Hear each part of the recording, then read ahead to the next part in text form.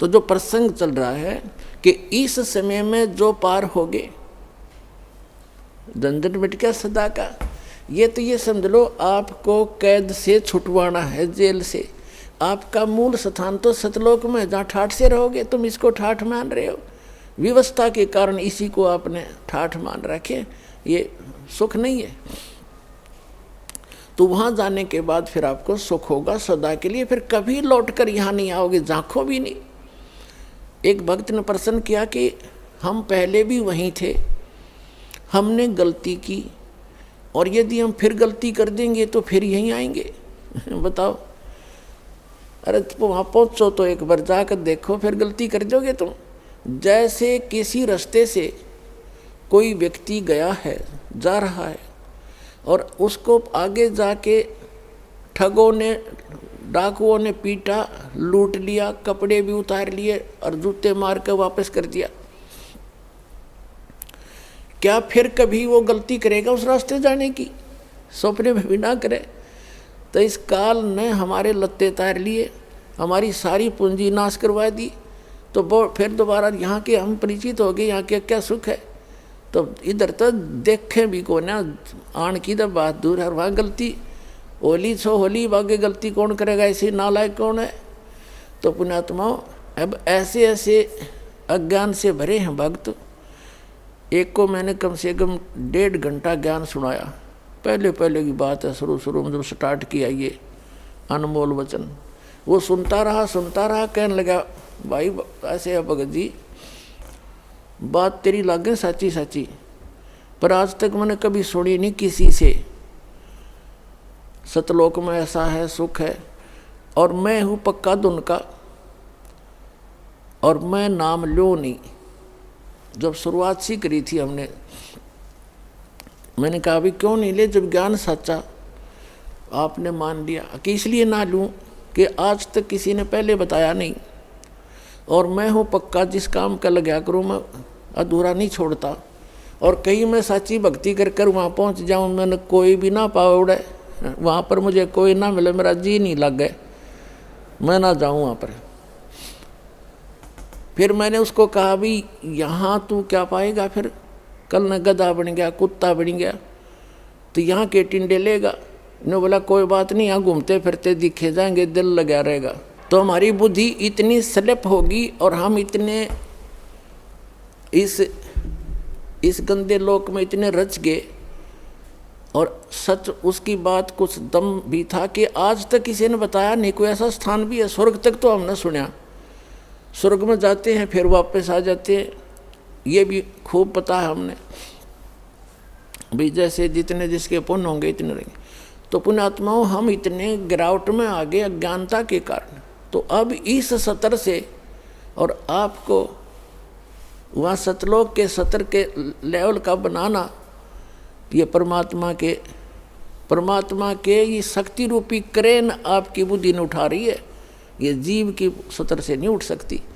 ऐसा ज्ञान दे दिया परमात्मा ने, ऐसी भक्ति दे दी, ऐसे सुख देगा आपको जो कभी सोचे ना देखे ना सुने। आपने सुने होंगे लेकिन आपने महसूस कभी नहीं हुए, आपको प्राप्त कभी नहीं हुए। आपके घर में सुख देगा, आपकी रक्षा करेंगे परमात्मा नु, आपको दिखा देंगे कि आज 10 क्षण में ना होता था तेरे साथ ये घटना घटनी थी।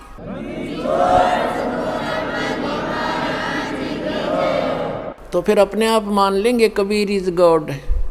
कबीर तो गॉड है ही है, लेकिन हम आपको गॉड को गॉड ही सिद्ध करने के लिए दास ने इतनी मेहनत और प्रयत्न, इतने प्रमाण दिखाने पड़ते हैं। तो प्रसंग है ये कि इस समय में जो पार होगे, हजारों वर्ष चलेगा ये ज्ञानी, पूरी पृथ्वी पर होगा, और सभी ये बकवाद छोड़ देंगे। मांस खाना, शराब पीना, तंबाकू प्रयोग करना, चोरी जारी, ठगी, बकवाद, हेरा फेरी, सारा दिन कर्म फोड़े। और किसके लिए? 2 रोटी के लिए। और धन जोड़े, बैंक बैलेंस बनावे, और कल मृत्यु हो जा, फिर कहाँ जाओगे? गधे बनकर धक्के खाओगे। तो ये ज्ञान होगा तब भय बनेगा, और भय बिन भक्ति बनती नहीं। तो जैसे फिर क्या होगा?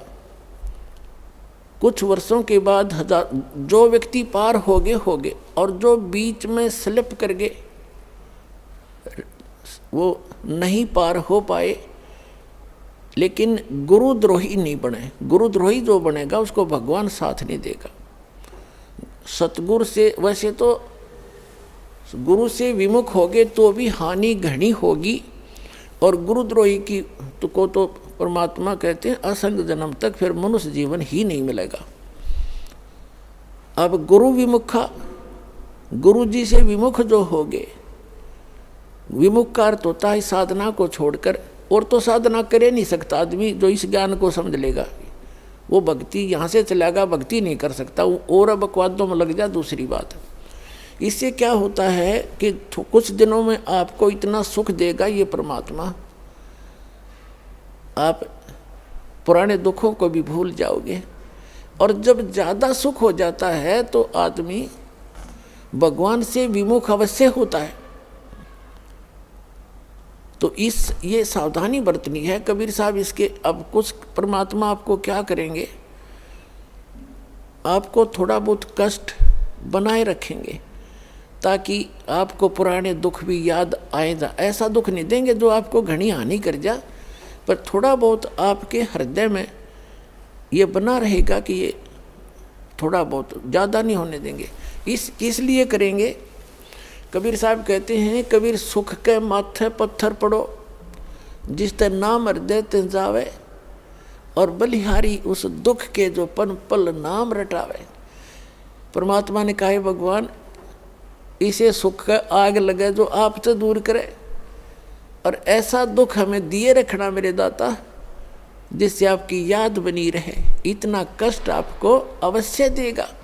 ये एक परमात्मा का फार्मूला है, नहीं तो आप भूल जाओगे भगवान को। ये आपके लिए वरदान बना रहेगा, ये सत्कर मानना।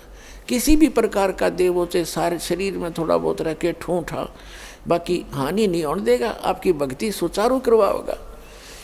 और जो गुरु जी से विमुख हो जाते हैं, नाम छोड़ जाते हैं, अब जैसे आप नाम से जुड़े हुए हैं, कोई गलती भी करोगे आपने ऐसा झटका देगा परमात्मा, आप कांप जाओगे, दोबारा उस गलती को करो नहीं, गिर आकर माफ़ी मांगोगे, दोबारा उपदेश लोगे, कनेक्शन जुड़वाओगे। और जो क्या करते हैं, जैसे 2-3 बार नाम खंड कर दिया और फिर जानबूझ के भी कर, मजबूरी में हो जा, अज्ञानता से हो जाता है, उसका विकल्प है दोबारा दीक्षा ले लीजिए, आपका कनेक्शन कट गया, दोबारा जुड़वा लीजिए, अपना अक्षमा याचना करें 100 बार। और जानबूझ कर गलती करोगे फिर आप विमुख होगे भगवान से। आप बेशक गुरुद्रोही नहीं हुए तो धीरे धीरे क्या होगा, आपका कनेक्शन कट गया। कनेक्शन कटने से उससे पहले जो आपने भक्ति साधना की भगवान की, ये सत्य साधना जो आपको दे रखी, इससे आपके बहुत गने भक्ति पुण्य इकट्ठे हो गए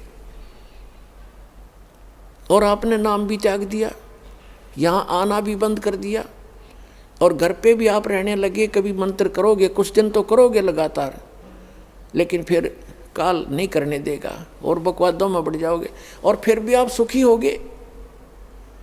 क्यों होगे सुखी? क्योंकि आपने जितनी बैटरी चार्ज कर ली 1 वर्ष 2 वर्ष 4 वर्ष यहाँ रह करके इस सत भक्ति से, तो वो तो आपके साथ है। लेकिन भविष्य में आपका चार्जर ठीक नहीं रहा तो एक दिन वो पिछले पुण्य समाप्त होंगे और कैर फिर शुरू होंगे।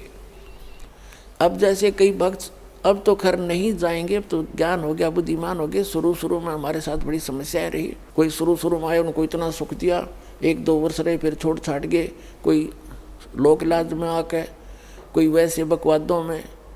तो वो क्या कहा करते कि हमने नाम भी छोड़ दिया, हम तो फिर भी सुखी हैं, क्या रखा है उसमें। अब उनकी ऐसी ब्रांड मैटी हो रही है, दुर्गति, अब दोबारा आने लग रहे हैं, वह पूंजी खत्म होगी। तो कहने का भाव ये है कि जैसे वो ये कहते हैं कि हमें कोई दुख नहीं अब, और तुम भक्ति कर रहे हो तो भी क्यों आप महसूस करोगे कि इसने नाम भी छोड़ दिया, और यूँ कह मुझे कोई दुख नहीं, सारे ठाठ से दिखे इसका। और आप फिर भी ये कहते हो कि मुझे थोड़ी बहुत कोई शरीर में गड़बड़ सी है या कोई और छोटी मोटी लॉस, और वो छोटा मोटा जो लॉस होगा पुण्यात्माओं, लाखों का हजारों में टालेगा भगवान आपका। आपने वो भी गणा दिखेगा फिर बिना ज्ञान के। तो उसके लिए एक प्रमाण है, जैसे कोई बच्चा विद्यालय में पढ़ रहा है और वो ठीक से पढ़ाई करके नहीं आता है, तो अध्यापक उसको खुरकाता है, धमकाता है, एक आधा थप्पड़ भी लगा देता है, और उसको उसके भविष्य को उज्जवल बनाने के लिए, उसको ठीक लाइन पर रखने के लिए। और एक बच्चा विद्यालय त्याग गया और वो सारा दिन गधा पर बारी लेता फिर, घूमता फिर, गधों की सवारी कर रहा है, कभी वृक्षों पर चढ़ रहा है, बनी में घूम रहा है, तो उस बच्चे ने, वो बच्चा क्या कहता है कि अब मुझे अध्यापक कुछ नहीं कहता, देखो मैं तो ठाठ से अपना मनमर्जी कर रहा हूँ। तो वो उस टीचर के क्राइटेरिया से बाहर हो गया, वो उसका नाम कट गया, वो अपने कर्म फोड़ रहा है। और जो बच्चा विद्यालय में पढ़ रहा है वो उसको इसलिए खुरकाया धमकाया जाता है कि उसका भविष्य बन जाए और वो सफल होगा। वो फिर आगे चल के जो नाम त्याग गया, नाम जिसका कट गया यानी विद्यालय से, आगे चल के वो मजदूरी करेगा और वो एक अच्छा अफसर बन के या कोई अच्छा बिजनेसमैन बन करके सुख पाएगा। तो इस प्रकार जो परमात्मा के ट्रीटमेंट में है, आप स्टूडेंट रहोगे जब तक परमात्मा के, आपको गलती करोगे झटके भी देगा, छोटा मोटा आपको खुरकावा धमकावेगा किसी भी कारण से, आपको सुचारू रखने के लिए। और जो चले गए नाम कटवा के, उनको आगे पता लगेगा वो किसी बैरिस्टर बनेंगे। अब जैसे ये दास जूनियर इंजीनियर सिविल की सर्विस किया करता था हरियाणा गवर्नमेंट में, उस समय हमारा भी एक नहर का काम चल रहा था, एक रोड का काम चल रहा था साथ साथ। तो वहाँ जो रोड के ऊपर मिट्टी डाल रहा था और वहीं एक एक्सीडेंट आ गया उस B&R का, और अब वहाँ देख कर सारा उनके काम को चेक करके चला गया। उसके जाने के बाद वो व्यक्ति जो वहाँ मजदूरी कर रहा था वो कह रहा है कि ये मेरा सहपाठी था एक्सीडेंट, ये मेरा क्लास फेलो था 8वीं तक, मैं पढ़ा नहीं, ये इंजीनियरिंग कर गया। आज देखो मैंने अपने कर्म फोड़ दिए, मेरे बच्चे तो यहाँ मिट्टी में लेटे हुए हैं वृक्ष के नीचे और ये आज गाड़ी में घूम रहा है। अब परमात्मा कहते हैं जो भगवान से दूर हो गए और इस परमात्मा के विद्यालय में नहीं रहे, वो बाद में न्यो रोया करेंगे जैसे वो रो रहा था। तो कबीर साहब कहते हैं अच्छे दिन पाछे गए और गुरु से किया ना हेत, अब पछतावा क्या करे, बिरा चिड़िया चुग्गी खेत। तो पुणात्मा इस तरह अपने सतर्क रहना है, सावधानी बरतनी है। अब जो परमात्मा से ये तो विमुख हो गया, जैसे किसी ने सारनाम भी प्राप्त कर लिया, सतनाम तक प्राप्त कर लिया, क्या होगा, और वो विमुख हो गया। एक तो गुरुद्रोही होता है, एक गुरु से विमुख हो जाना। तो परमात्मा कहते हैं, गरीबदास जी ने कहा कि गुरुद्रोही की पैड़ पे जय पगावे वीर और 84 निश्चय पड़े सतगुरु कहें कबीर। जो गुरुद्रोही हो गए उसकी पैड़ पे पैड़ यानी उसके कदम पर, उसके पैर के चिन्ह पर अगर आपका कदम रखा गया, कहते हैं तो भी 84 लाख योनियों में जाओगे। वो गुरुद्रोही जो हो जाता है।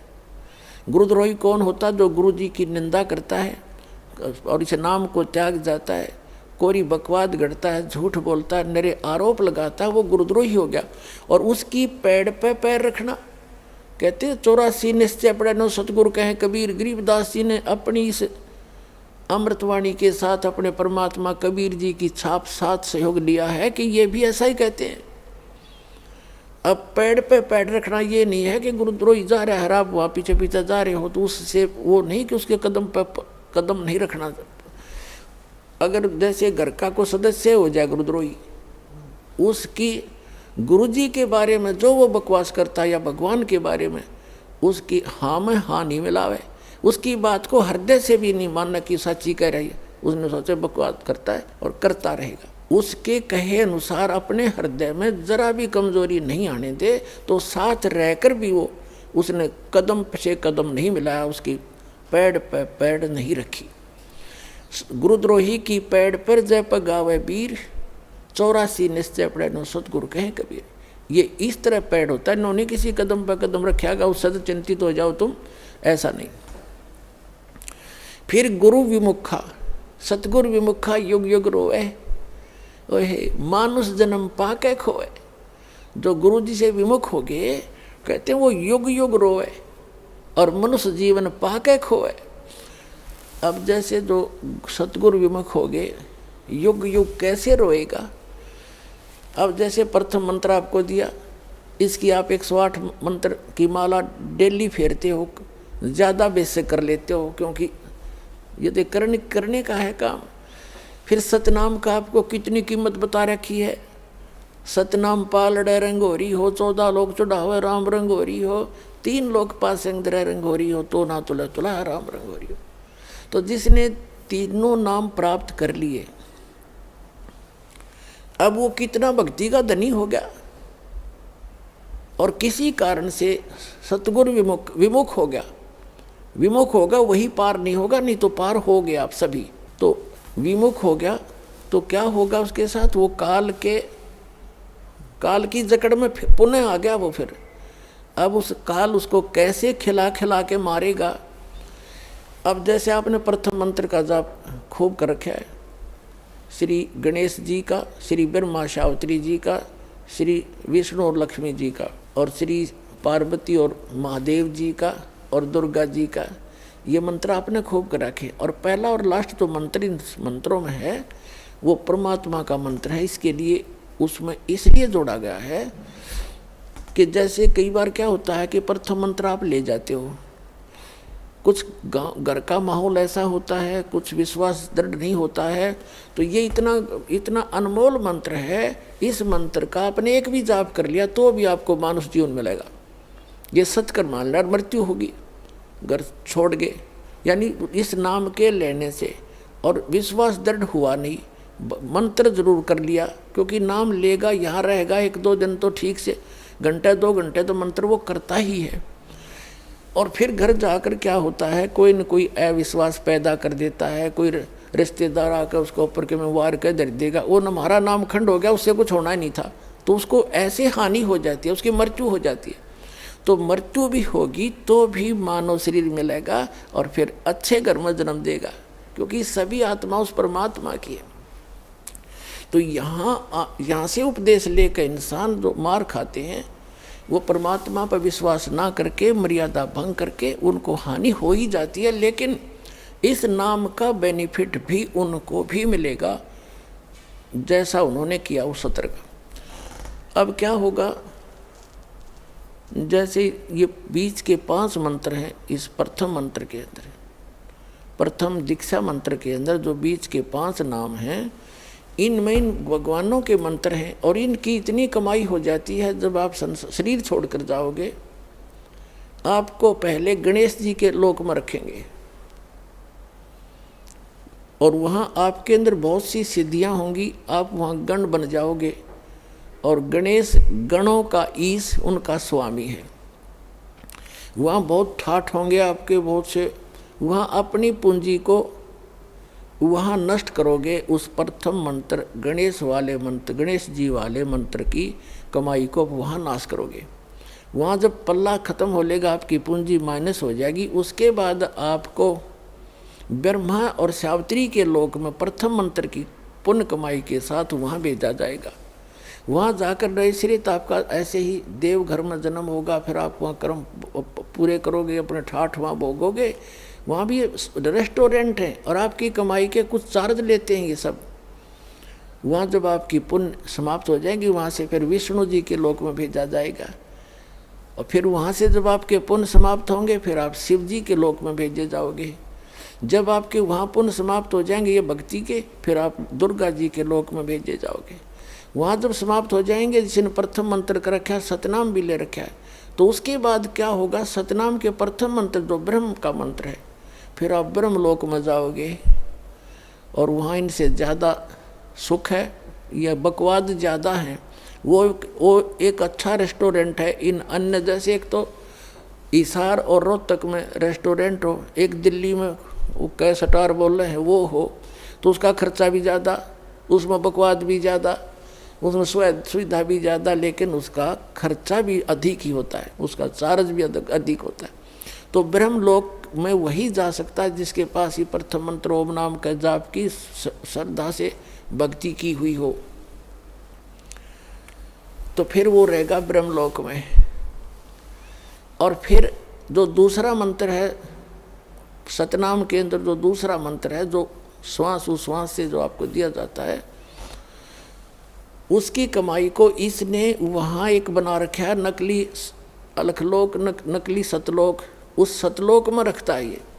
ब्रह्मलोक उनसे हटकर है, जो महाइंद्र का लोक है, वो ब्रह्मलोक का वो पोर्शन है जहाँ ये ब्रह्म के ओम नाम की जाप की कमाई वाले हंस वहाँ रहते हैं।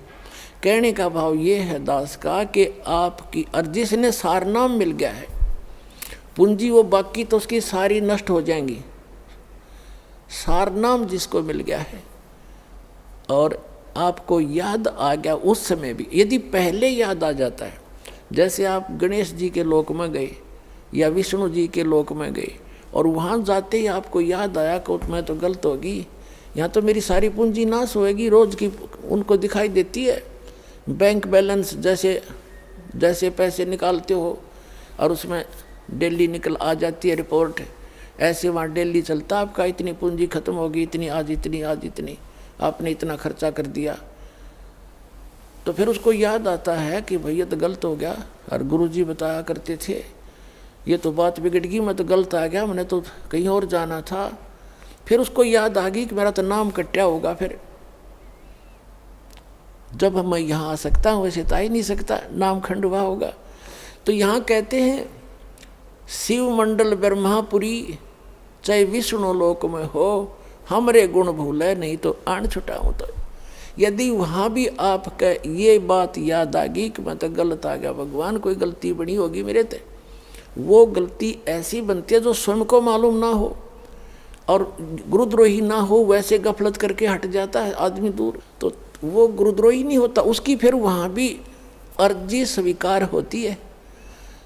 तो परमात्मा वहाँ पहुँच जाते हैं और उस लोक में जाकर वहाँ के प्रधान से कहते हैं छोड़ इसको, ये हमारा भक्त है, तुम कैसे ले आए इसको। तो तुरंत हाथ खड़े कर देते कि ले जाओ जी, ले जाओ अपना।